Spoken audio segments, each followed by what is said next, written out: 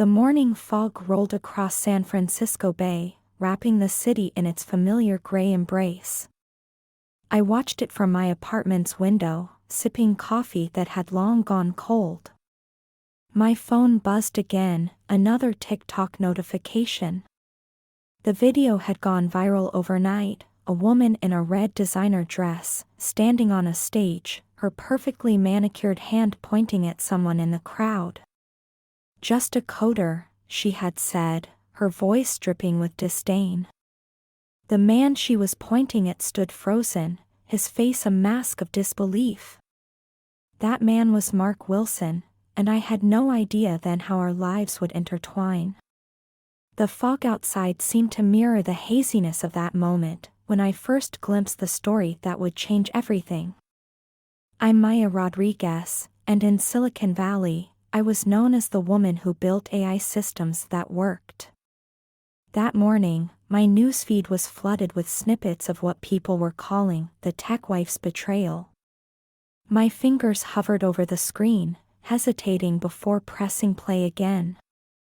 The woman, Rachel Wilson, I learned, continued her speech at what appeared to be a company event. "While you've been coding, I've been living," she announced, her words sharp as glass. The camera panned to James Chen, the CEO, his expression carefully neutral but his eyes gleaming. Something in that gleam made my stomach turn. I set my phone down, but the images lingered. The way Mark Wilson stood there, dignity intact despite the public humiliation. The way his colleagues shifted uncomfortably in their seats. The way Rachel's laugh echoed through the room, hollow and cruel. My own experience in Silicon Valley had taught me about cruelty wrapped in success. About power dynamics dressed in hoodies and sneakers. About men who thought coding was beneath them, and women who agreed. The autumn wind rattled my windows, and I pulled my sweater closer. 3 years ago, I had walked away from a toxic partnership at my previous startup.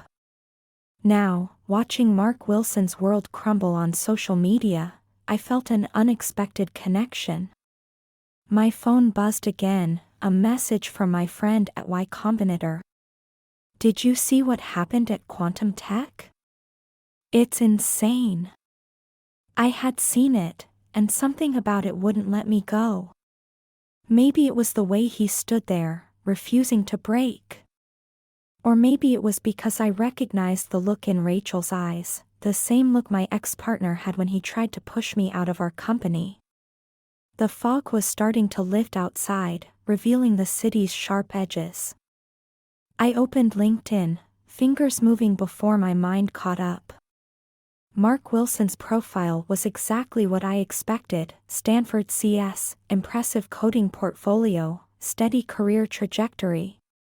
But it was his latest post that caught my attention. "Sometimes the end is just the beginning."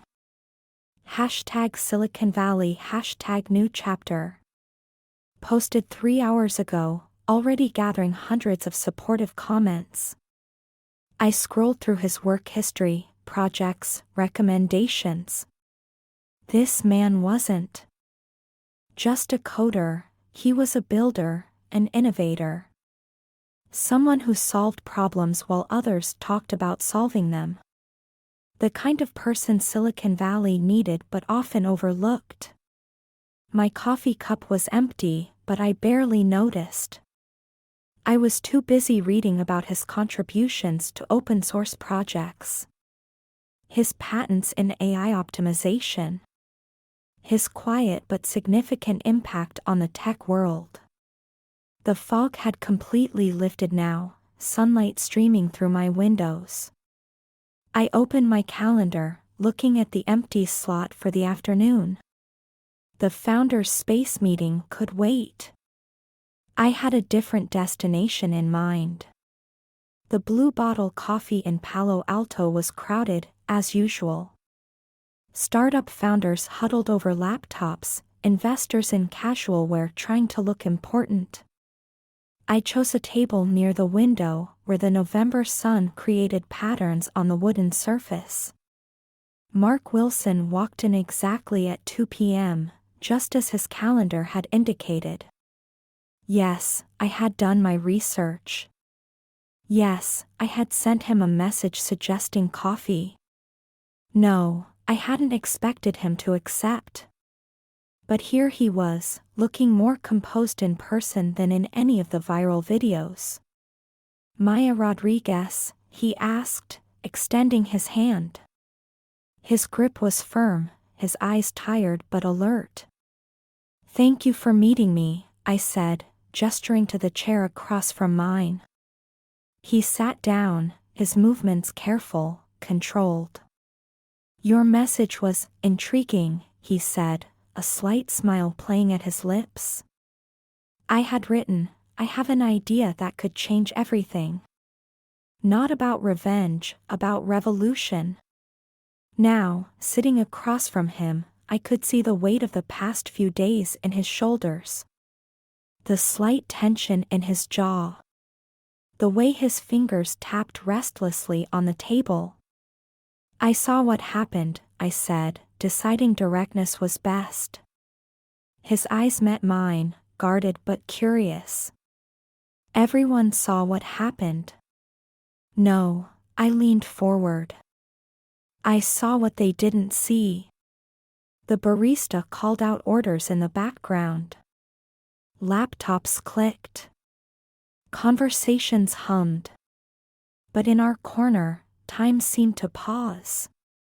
I saw a man who understands systems, I continued. Who knows how to build things that last? His fingers stopped tapping.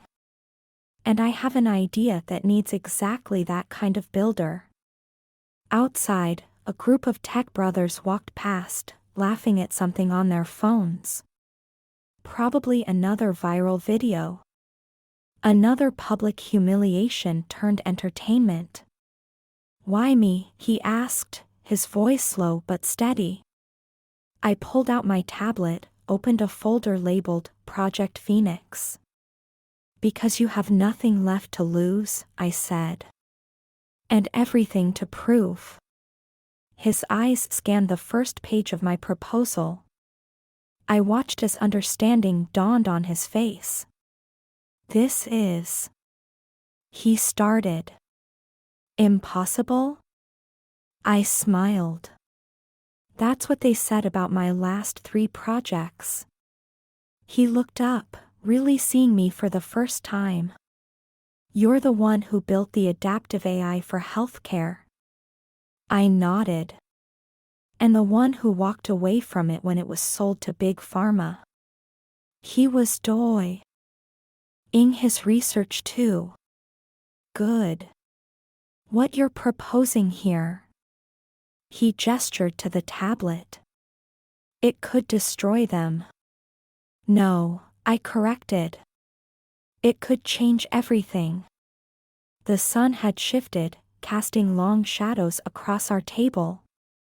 They think you're just a coder, I said softly. Let's show them what coders can do. His hand trembled slightly as he reached for his coffee. I pretended not to notice. Your wife, I said carefully. And James Chen. Ex-wife, he corrected. They're planning something big at Quantum Tech. He looked up sharply. How do you know?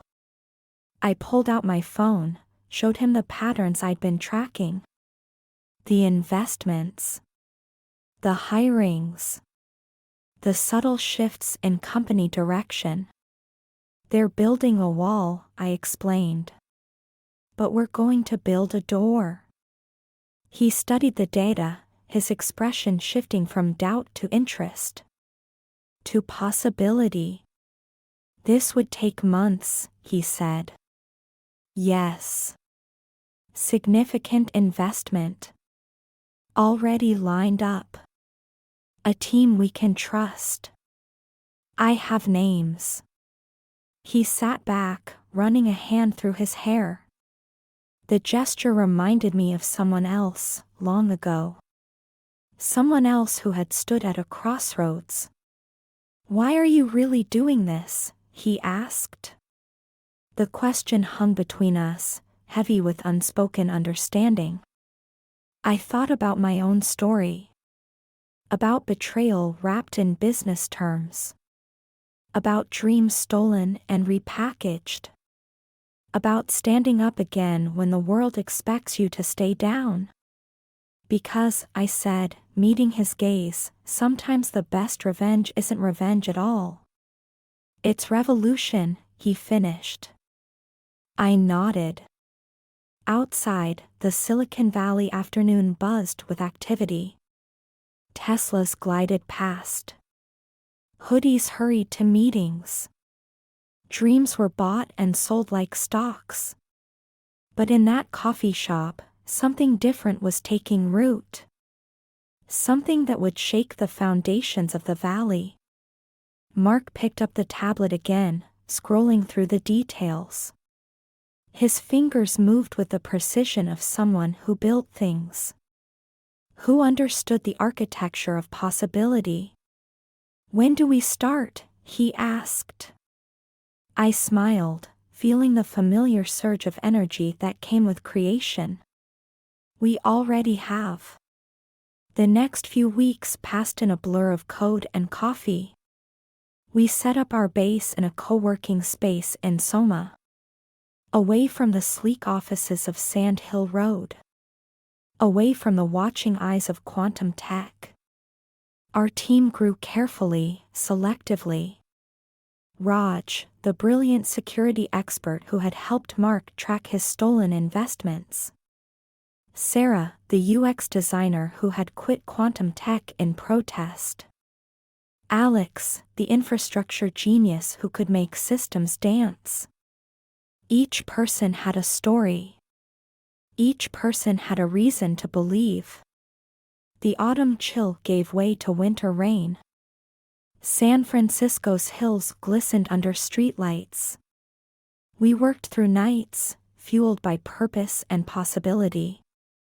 I watched Mark transform from a man broken by betrayal into a builder driven by vision. His code was poetry. His solutions, elegant. His determination, contagious. We were creating something that would change the game. Not just for us, but for everyone who had ever been told they were just anything. The first breakthrough came on a stormy Tuesday. Lightning flashed across the bay as our test system came online. "It works," Mark whispered, staring at the screen. The room erupted in cheers. But I was watching him. Watching the light return to his eyes. The pride in his shoulders. The future in his smile. That night, as the team celebrated at a local bar, he pulled me aside. "Thank you," he said simply. The music pulsed around us. Glasses clinked. Lives shifted. "For what?" I asked, though I knew. For seeing more than just a coder. His words carried the weight of transformation. Of wounds healing. Of strength returning. I thought about the viral video that had started it all. About Rachel's cruel laugh. About James Chen's smirk. They had no idea what they had set in motion. No idea that their attempt to break him had instead broken the mold. The rain outside had stopped. The city sparkled like a field of stars. Mark's phone buzzed, another news alert about quantum tech. About their upcoming announcement. About their plans to revolutionize the industry. He showed me the screen, his expression calm. "They won't see us coming," I said. He nodded, understanding the deeper truth. They never saw us coming. The ones they dismissed. The ones they underestimated.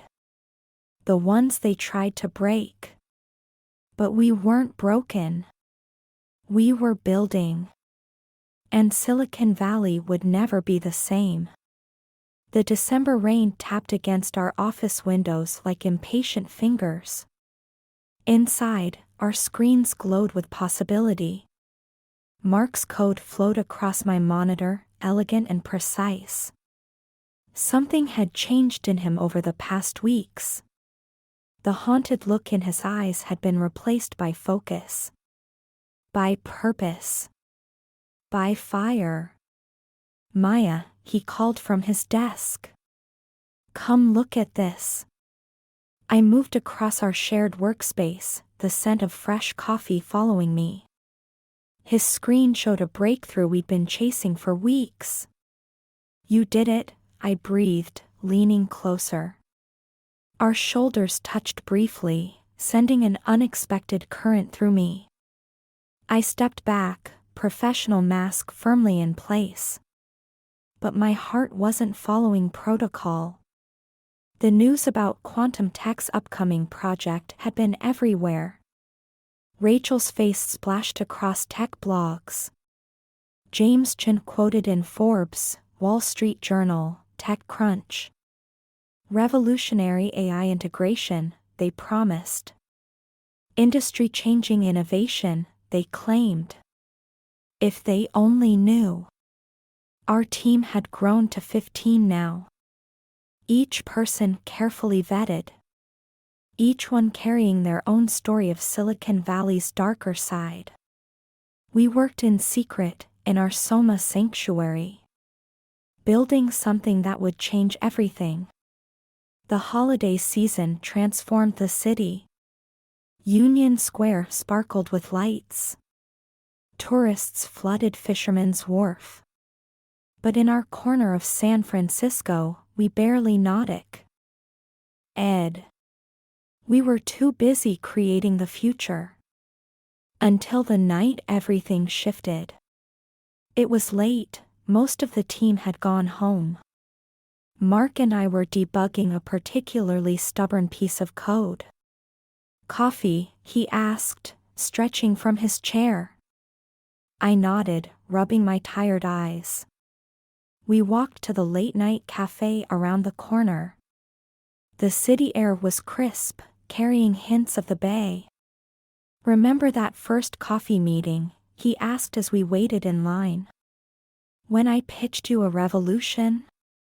I smiled. When you saved me, he corrected softly. My heart stumbled over its rhythm. The barista called our order. We found a quiet corner table. Maya, he started, then stopped. His fingers traced patterns on the paper cup. I've been thinking. Outside, a cable car clanged past. About? I kept my voice steady. About how sometimes the worst thing that happens to you leads to the best thing, I finished. Our eyes met across the table. Understanding flowed between us like current. Like code. Like truth. His phone buzzed, breaking the moment. A news alert. His face changed as he read it. What? I moved closer. Rachel and James, he showed me the screen. They're engaged. The announcement was typically Silicon Valley. Carefully crafted.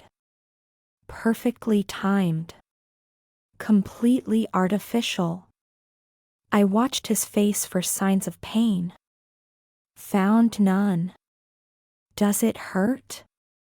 I asked quietly. He looked at me, really looked at me. No, he said. It feels like freedom. The walk back to the office was different. Charged with unspoken possibilities. With futures unwritten. With code yet to be created. The next morning, everything accelerated.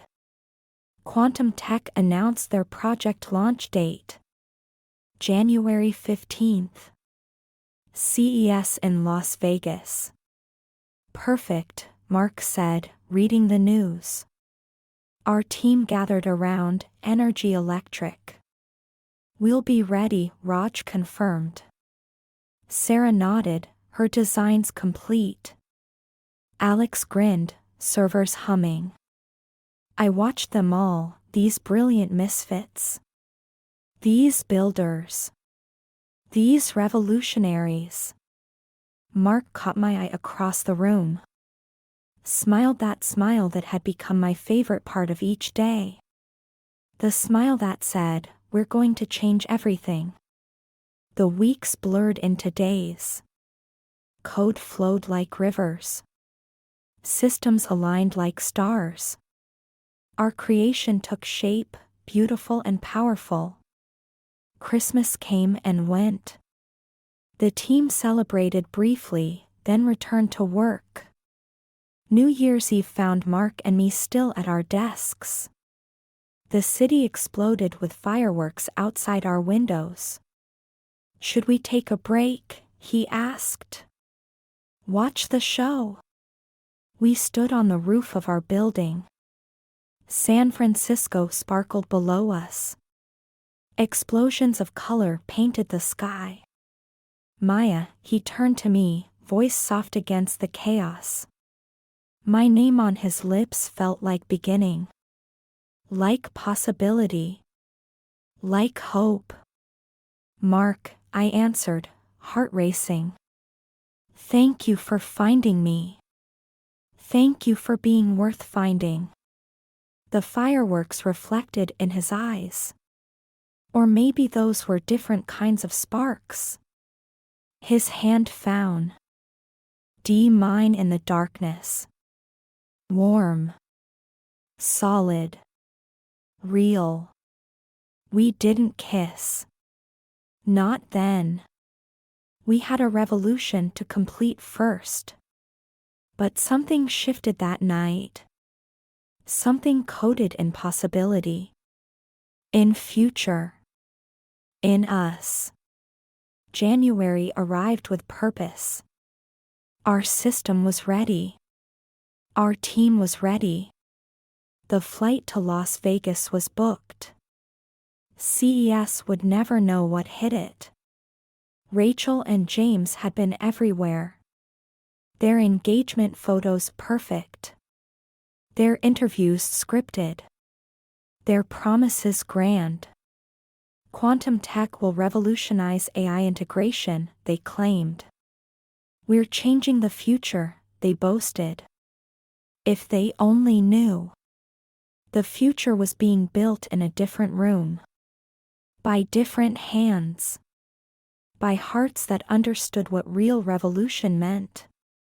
The night before we left for Vegas, I found Mark on the roof again. The city lights created halos in the fog. Nervous? I asked, joining him at the railing. No, he said. For the first time in my life, I'm exactly where I should be. His hand found mine again. Natural. Inevitable. Right. Maya, he turned to face me. The fog wrapped around us like a cocoon. When this is over. When we've changed everything. Yes. His other hand cupped my face. Gentle. Strong. Sure. I want to start something new. My heart raced with understanding. With wanting. With yes. Something that's just ours, he continued. The fog carried our whispered dreams. Our shared vision. Our combined code. Tomorrow we would fly to Vegas. We would shake the foundations of Silicon Valley. We would show them all what revolution really meant. But tonight was for us. For the space between heartbeats. For the pause before everything changed. For the moment when two people who had been broken found themselves rebuilt together. The kiss, when it came, felt like coming home. Like perfect code. Like revolution. Like love. Morning would bring chaos and change. Would bring victory and vindication. Would bring a new world we had built with our own hands. But this moment, this perfect, fog-wrapped moment, this was ours. And no viral video. No betrayal. No Silicon Valley drama could ever take it away. We had built something stronger than their schemes. More powerful than their prejudices. More lasting than their lies.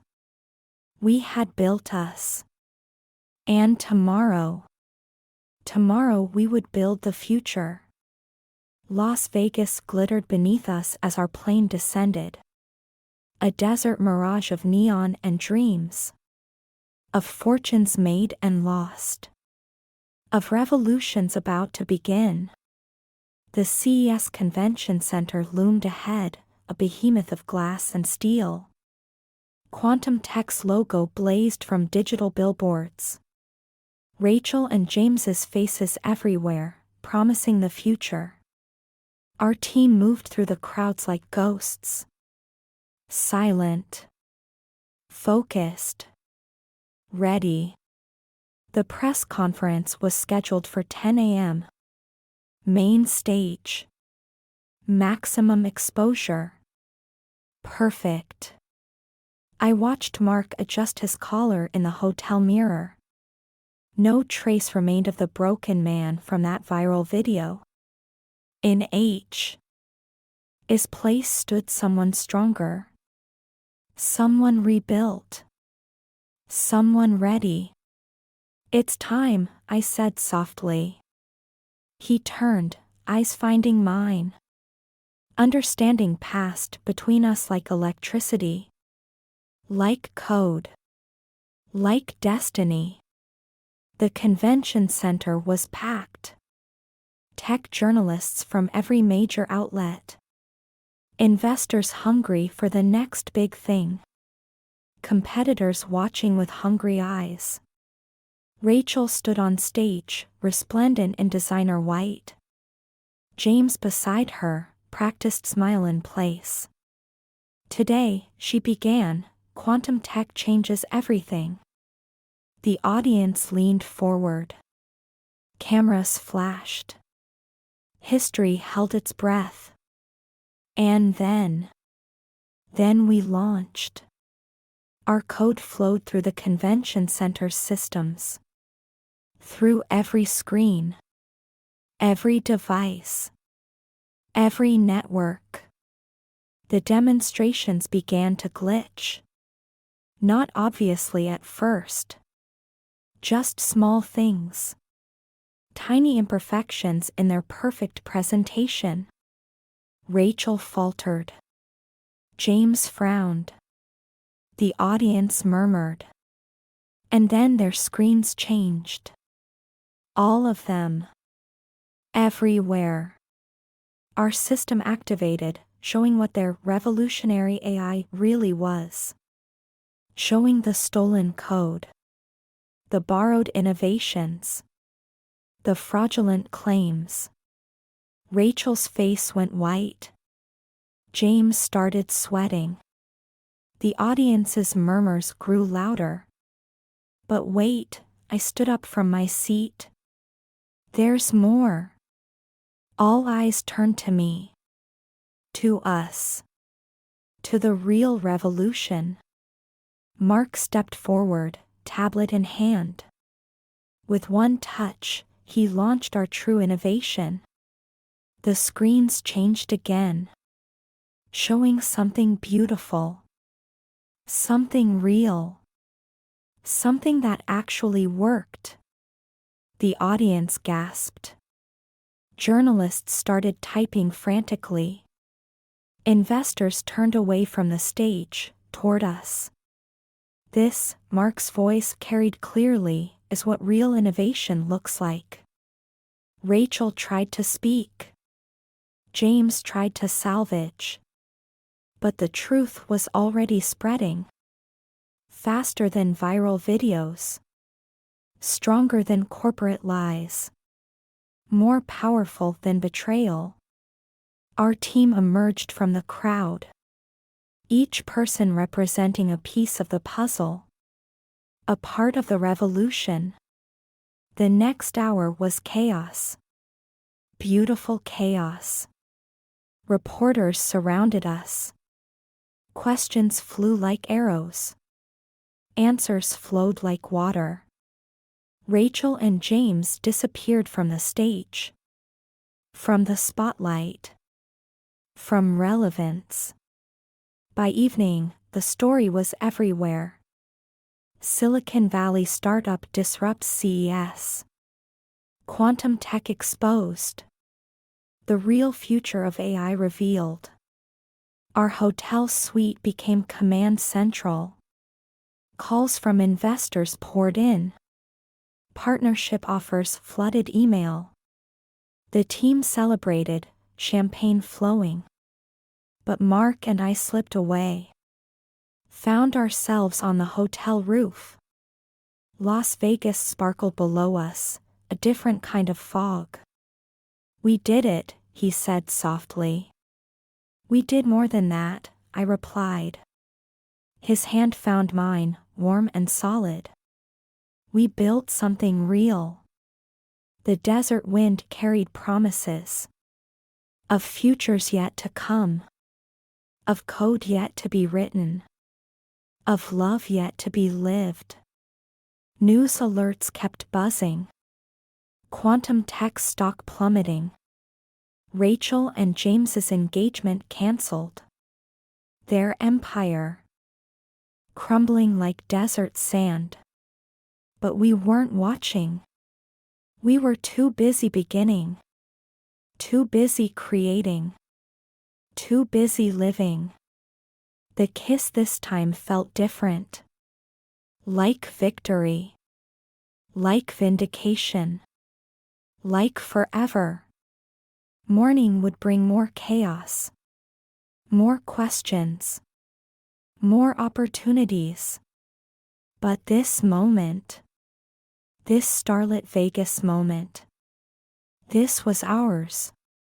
We had built something unstoppable. Unbreakable.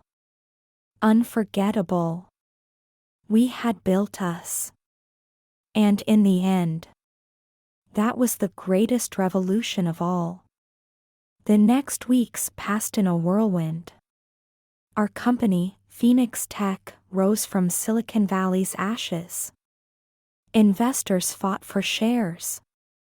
Partners lined up at our door. The team expanded, but stayed true. To our vision. To our values. To our code. Rachel tried to reach out once. An email that began with, "I'm sorry." Mark deleted it without reading. His heart was too full of future. To make room for past. We moved to new offices in San Francisco. High above the fog. With views of the bay. And each other. The viral video that started it all became a footnote in our story. A beginning, not an end. A catalyst for something greater. On a clear spring morning, Mark found me at my desk. "Maya Rodriguez," he said softly. I looked up from my code. Found forever in his eyes. "Marry me." The fog parted outside. The sun streamed in. My heart wrote new code. In the language of yes. Silicon Valley had tried to break us. Instead, it had forged us. Stronger. Together. Unstoppable. And as Mark slipped the ring on my finger, I knew one thing for certain. Sometimes the best revenge isn't revenge at all. It's living well, loving deeply, building something real, and changing everything. Not just for us, but for everyone who's ever been told they're just anything. We are all builders, all creators, all revolutionaries. And our story, our love, our code is just beginning. End.